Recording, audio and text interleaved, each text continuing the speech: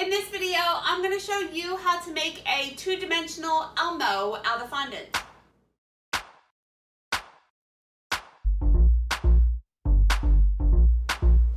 Hi guys, it's Karolyn. I'm back with another video, and if this is your first time here, welcome.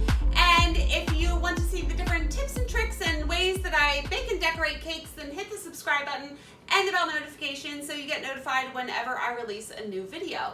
So like I said before, I am going to show you in this video how to make a two-dimensional, which is a flat Elmo out of fondant. I'm making a Sesame Street cake right now, and she wants Elmo's face on here. So what you want to do is print out whatever you want to put on the cake, the size that you want. I will link this picture below so you can print this picture if you want to put this on your cake. So make sure you measure the side of the cake that you're putting it on and print it out that exact same size, and then we will continue. Okay, so to do this, I took all of the colors that are in Elmo and I rolled them out really thin. So white, black, orange, and red. And I rolled them out really thin. Like always, I mix my fondant with a little bit of Tylose powder. The Tylose powder helps the fondant set really hard, so it's kind of dries like gum paste and it's much easier to work with. I rolled the fondant out really thin. It's like a 1/16 of an inch thin or whatnot. So roll out the fondant, mix a little bit of Tylose powder with the fondant, knead it in, roll it out and let it sit for 15 to 20 minutes before you start this process. And the tools that I need, I have my cutting board here. I have a wet paper towel in the corner. I have an X-Acto knife, and what I do is when the knife gets sticky with the fondant, I'm constantly just wiping it off on the wet paper towel. My favorite tool, I have a Dresden tool. It has a pointy side on one side and a kind of flatter edge on the other side. And a needle tool. Sometimes I need this, so I like to have it around. And a little bit of water with a paintbrush so I can stick everything together. So I'm going to take my red fondant, place Elmo on top, and I'm going to trace the outline of Elmo, and then the inner, you have to pay attention to the inner details. So you're going to have to get the upper and bottom lip here. Start by taking, I like to do it on the flatter edge because the pointy edge sometimes pokes through the fondant, and just start tracing the outside and then the inside.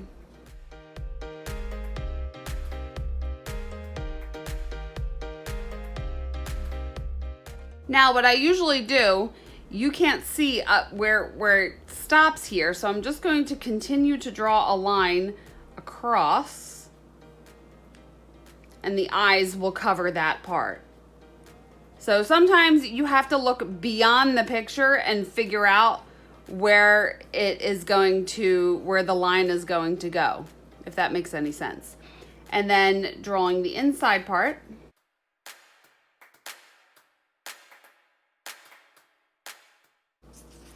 Then after I trace, I like to turn it over and just take my tool and flatten out any lines that I made so it doesn't transfer onto any other parts of the fondant.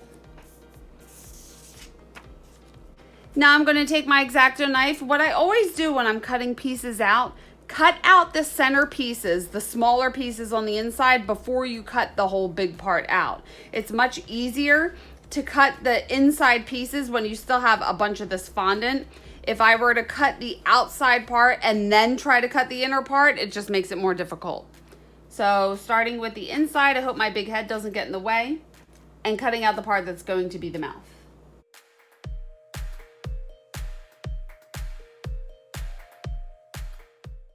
And then I take my Dresden tool and I'm kind of going to just, I don't know if you can see this, but there's little pieces that stick out on the inside. And I just like to push them down. I like to smooth everything out with my finger and with the tool so there's no jagged edges. It's one of my pet peeves, is having dirty or jagged edges, unclean edges when you're cutting everything out. Takes a couple extra seconds or minutes to smooth everything out, but it looks so much better. And now I'm going to cut the outside part.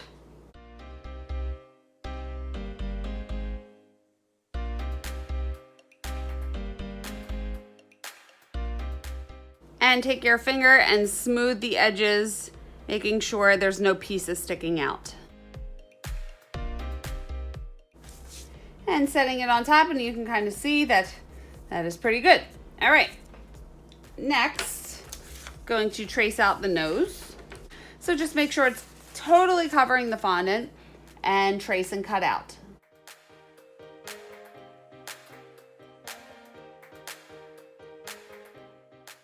Smoothing the edges. Place on top, making sure that it's the same shape. And then we will continue to the eyes. So I'm going to trace around the nose and then the outside of the eyes. I'm going to start by making little dots where the black pupils are going to go. And then just trace over the nose and the outer edges of the eyes.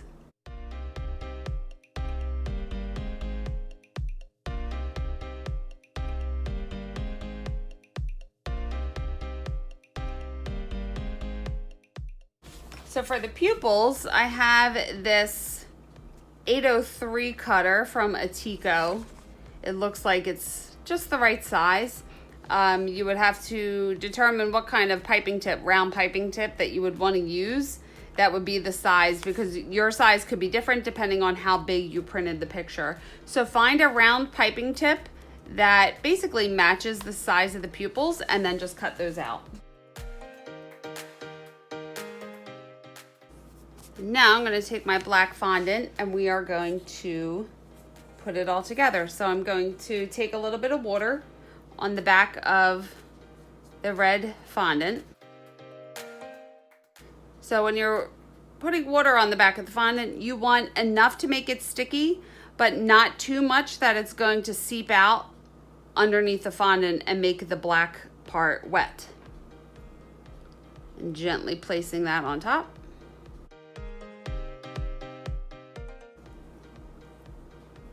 And then, so here's my pet peeve with Elmo.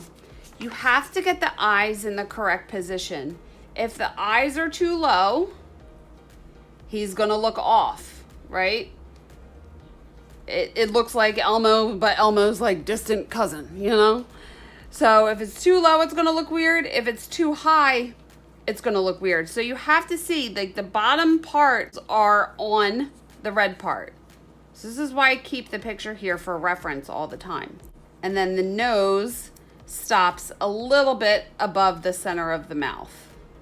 So I'm going to get a little bit of water on the back of the nose. So I have the nose where I want it.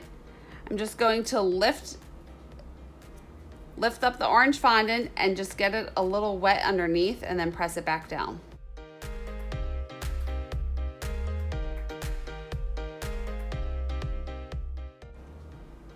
And do the same thing with the eyes.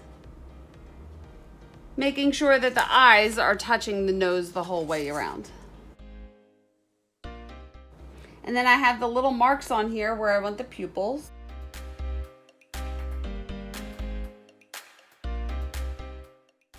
And now I'm going to take my X-Acto knife and I'm going to cut around the edge to make sure I leave a little bit of black showing, outlining Elmo, and it's going to look like he's outlined in black. So I'm going to have to get really close. My head will be in the way for a little bit, but you want to make sure that you have an even border cut around the whole thing.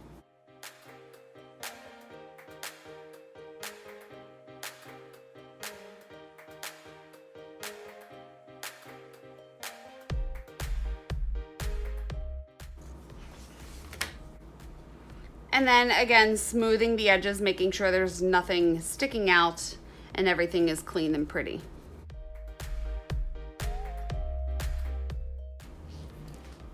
And you can leave him just like this, or, so these paintbrushes are really tiny. I think I actually cut this one so it was smaller so it would come to a point.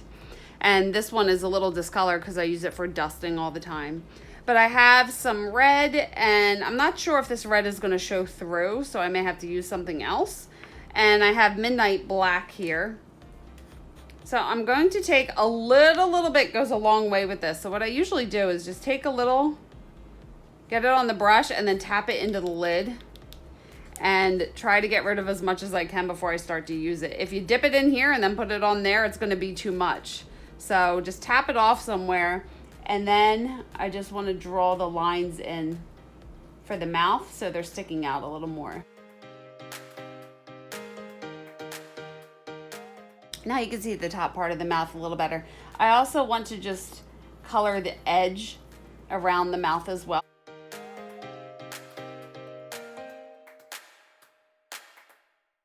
And then I'll take this red petal dust and do the same thing, trying to give Elmo a little more dimension. So get some on the brush, tap it in the lid, and then I'm just going to randomly start to color it in. It might not show up. Let's see. It's very subtle. I have some terracotta colored petal dust here. I use this color a lot.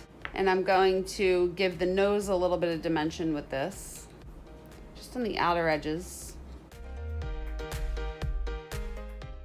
It's really subtle, but it does make a difference. And if I really wanted to give Elmo a little more dimension, I can take some of this chocolate petal dust and go around the bottom. I just want to make it really subtle. If you start filling it in too much, he's kind of going to look dirty instead of looking like he has some dimension. That step is not necessary. You don't have to color him in. He looked okay without it, but here is your 2D fondant Elmo. So here you go. Here is your adorable little Elmo face ready to go on the side of your cake. Like always, what I do is this is going to go on the side of a 7-inch cake. So I have an 8-inch cake round. You can probably get away with putting it on a 7 or an 8-inch cake round. And I'm going to dry this on the side of the cake dummy so it takes the shape of the cake. Because if I dry this flat and then try to press it against the cake, it may crack the Elmo. So if you're going to put it on the side of a cake and you wanted to dry with a curve on it, then you always want to dry it on a cake dummy. So depending on the size of the cake that you're going to put it on, that's the size of the cake dummy that you're going to want to rest it on. And I said before, it's going on a 7-inch cake. I only have even size cake dummies. It's fine to rest on an 8-inch. I also did Cookie Monster, and I did Cookie the same way. I print out the picture that you want, the size that you want, and roll out the fondant, trace it, cut it out, smooth it out, and make it look all pretty. So there you go. I will link everything below that I used in the video in case you guys want to get the Tylose powder or anything like that. I am a big Tylose powder junkie. I order it I would get truckloads of it here if I could, because it just makes the fondant so much easier to work with. So what else do I want to say? I make these a couple days in advance. If you're going to make it, weeks in advance, you can probably keep it wrapped up in plastic and then in a Ziploc bag. You don't have to refrigerate these or anything. It's just marshmallow and sugar. I also have videos of how I make marshmallow fondant. I can link that below. I usually just work with marshmallow fondant, not any other brands like Satin Ice or any of the other brands that are out there. I just prefer to make my own. It's cheaper and I find it easier to work with just because I'm so used to working with it. I really can't think of anything else to say about this. I'm sorry if I'm yelling. I've had a couple people say to me in the comments like, geez, why are you screaming at us? And I guess I just get so excited when I'm talking about something that I love and my voice projects, and that's just how I talk. And sorry if it's annoying, but hey, it is what it is. Anyway, I really can't think of anything else to say about this. So if you have any questions, leave them below. I will get back to you as soon as I can. And please like this video if you liked it. Hit the subscribe button if you haven't already and you want to see more videos like this. And you can follow me on social media. I am on Facebook and Instagram, and I have my website. I will link all of that below. Thank you so much for watching the video, and I will see you